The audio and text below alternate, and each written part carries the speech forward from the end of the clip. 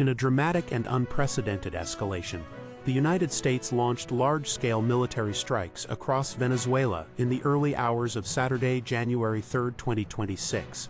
Explosions and the sounds of low-flying aircraft were reported across the capital city of Caracas, as well as in the states of Miranda, Aragua, and La Guaira.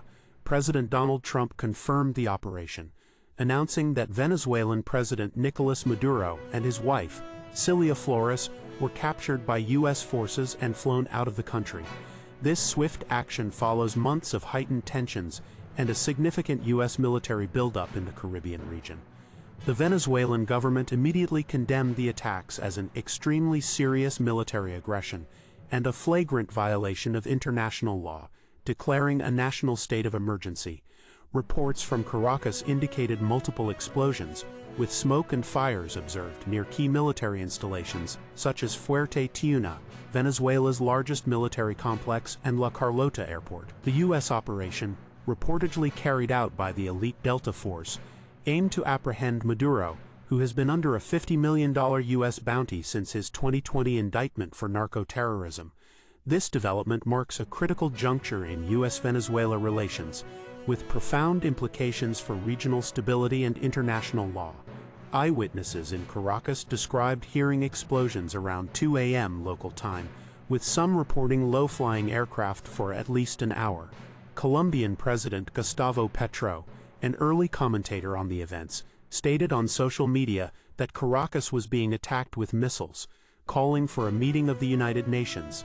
Venezuela's Vice President Delcy later issued a demand for proof of life and the location of President Maduro and his wife, indicating uncertainty within the Venezuelan leadership regarding their status following Trump's announcement. The Venezuelan government's statement urged citizens to mobilize against what it termed an imperialist aggression, activating national defense plans and declaring a state of external disturbance to expand the role of the armed forces and suspend certain rights. The military action by the United States on Venezuelan soil culminates months of escalating pressure and a substantial military buildup in the region.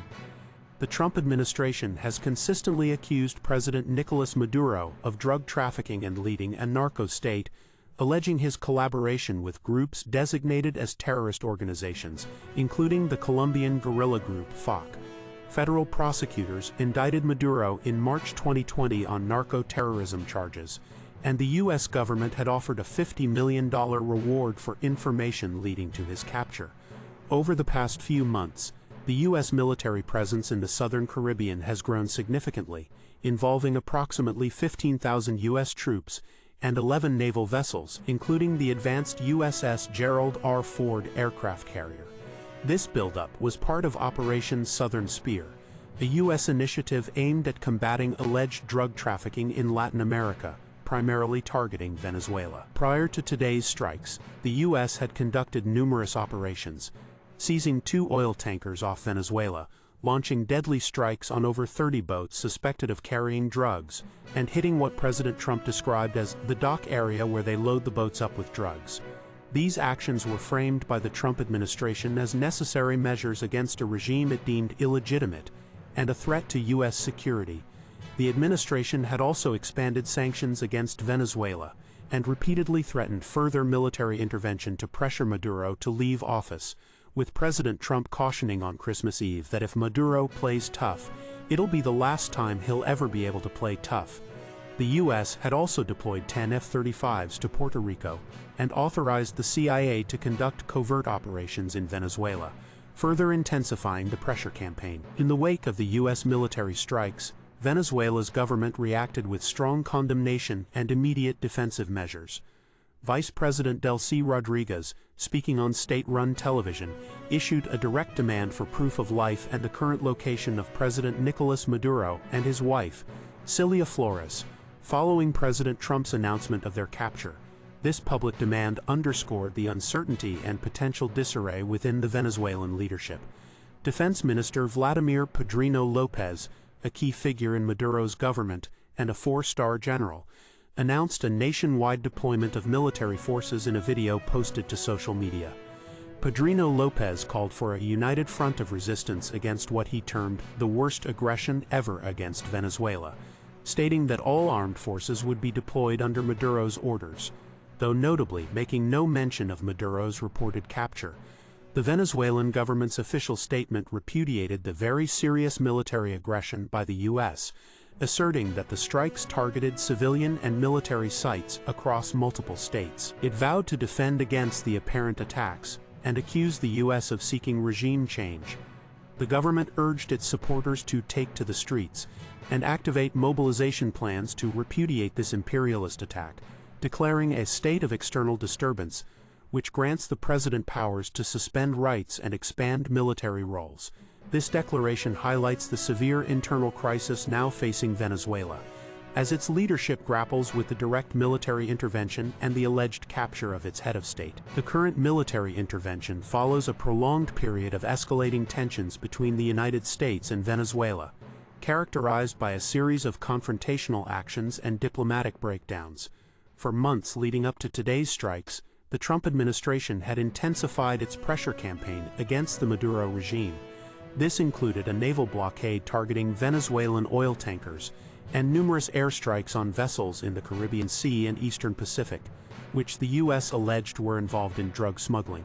These previous strikes, which reportedly resulted in over 100 fatalities since September, were part of a broader strategy to disrupt what the U.S. termed Maduro's narco-state operations.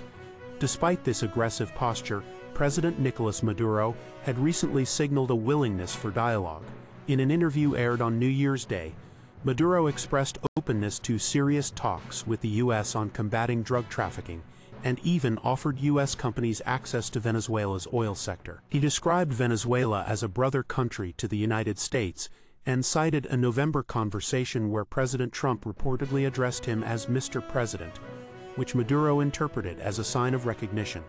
However, these diplomatic overtures appear to have been overshadowed by the military actions, with the U.S. proceeding with its long-threatened intervention.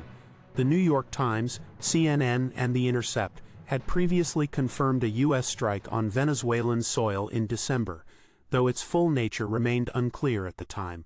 This history of escalating pressure, coupled with Maduro's recent attempts at de-escalation, underscores the complex and volatile nature of the relationship that culminated in today's military operation. The U.S. military strikes and the alleged capture of President Maduro carry significant implications for Venezuela, the wider Latin American region, and international relations.